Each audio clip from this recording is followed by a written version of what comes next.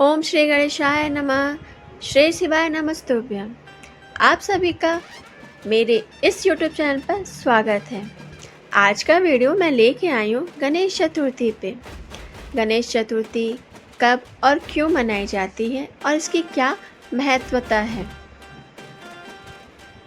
इससे जुड़ी छोटी छोटी बातें भी मैं आपको बताऊंगी। मगर ये शुरू करने से पहले अगर आप मेरे चैनल पे नए हैं तो चैनल को सब्सक्राइब कर लें और न्यू नोटिफिकेशन के लिए बेल आइकन को प्रेस करें, जिससे आपको मेरी वीडियो मिल सके टाइम टू टाइम। तो चलिए स्टार्ट करते हैं ये वीडियो गणेश चतुर्थी की।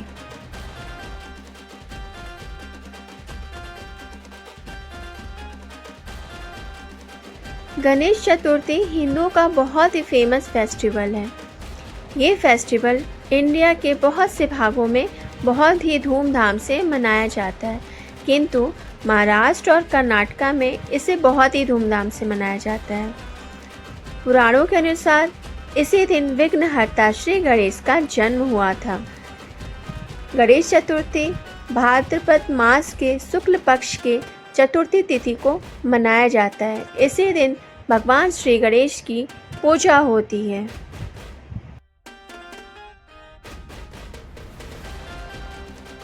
इस बार की गणेश चतुर्थी 27 अगस्त दिन बुधवार को पड़ रही है।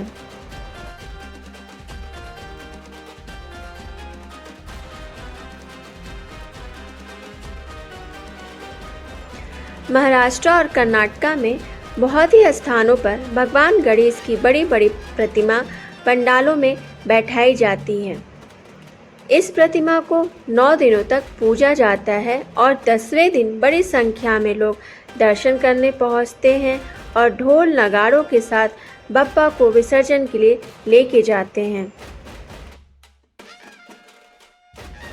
ये 10 दिन भगवान गणेश इस सृष्टि को संभालते हैं।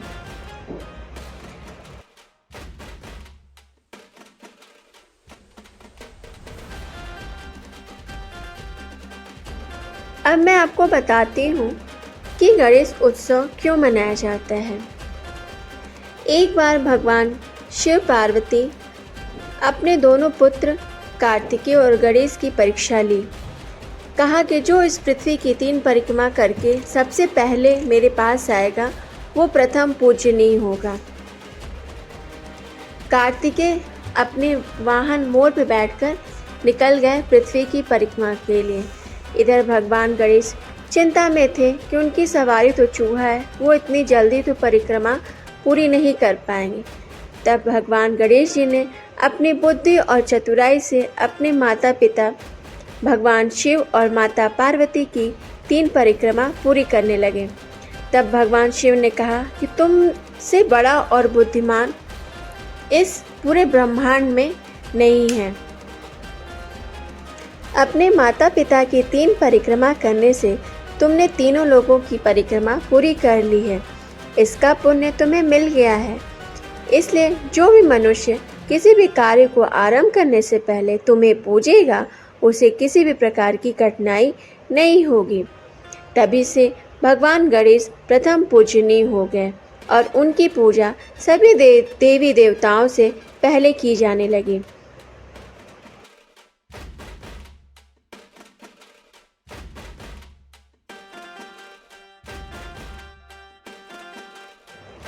गणेश चतुर्थी को मनाने वाले सभी भक्त इस दिन स्थापित की गई भगवान गणेश की प्रतिमा को 10वें दिन अनंत चतुर्दशी के दिन विसर्जित करते हैं और इस प्रकार गणेश उत्सव का समापन किया जाता है।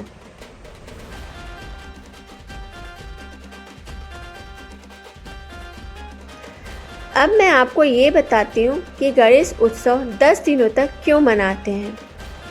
धार्मिक ग्रंथों के अनुसार जब वेद व्यास जी ने गणेश जी को महाभारत की कथा 10 दिनों तक सुनाई थी, तब उन्होंने अपने आंखें बंद कर लिए थे और 10 दिन बाद जब गणेश जी ने अपने आंखें खोली तो भगवान गणेश का तापमान बहुत अधिक हो गया था। फिर उस समय वेद व्यास जी ने उन्हें कुंड में स्नान करवाया, जिससे उनके शरीर का तापमान कम हो गया। इसलिए गणेश चतुर्थी पर 10 दिन तक गणेश जी की पूजा की जाती है और उनकी प्रतिमा को विसर्जित किया जाता है।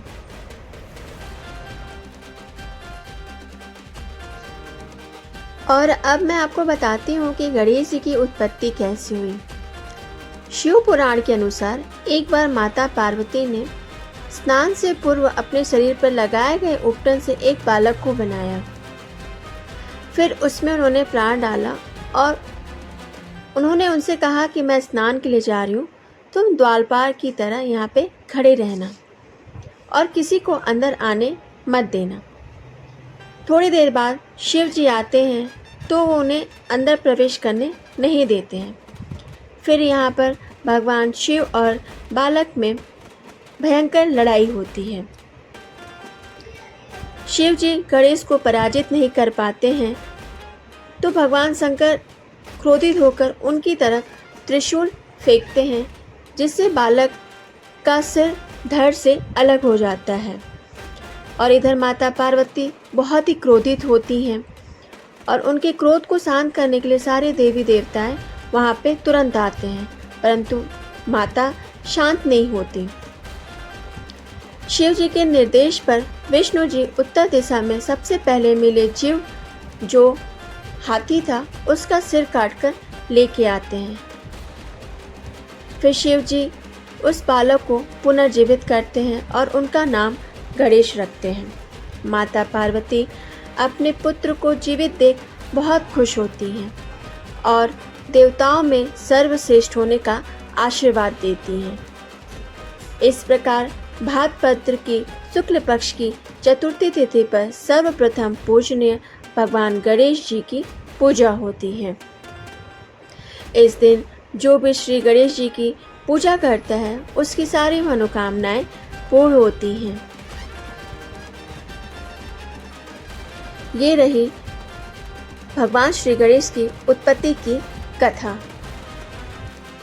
ये पर्व अपने में ही धार्मिक, सांस्कृतिक और ऐतिहासिक महत्व के साथ प्रसिद्ध है। ये गणेश चतुर्थी वार्षिक उत्सव है जो बहुत ही प्रसिद्ध है। ये उत्सव सामाजिक और सांस्कृतिक एकता का संदेश पूरे विश्व में देता है।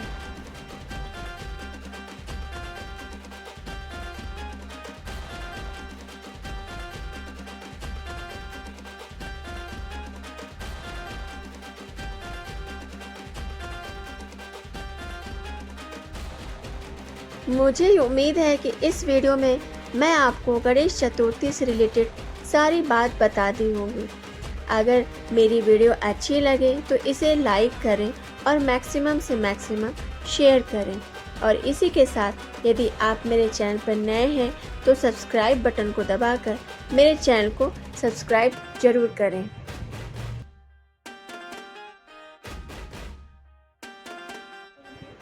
आप सभी का बहुत बहुत धन्यवाद कि आपने मेरी इस वीडियो को लास्ट तक देखा। तो मिलते हैं नए वीडियो में कुछ नई जानकारियों के साथ। तो बाय बाय, हरे कृष्ण। गणपति बप्पा मौर्या, मंगल मूर्ति मौर्या। गणपति बप्पा मौर्या, मंगल मूर्ति मौर्या।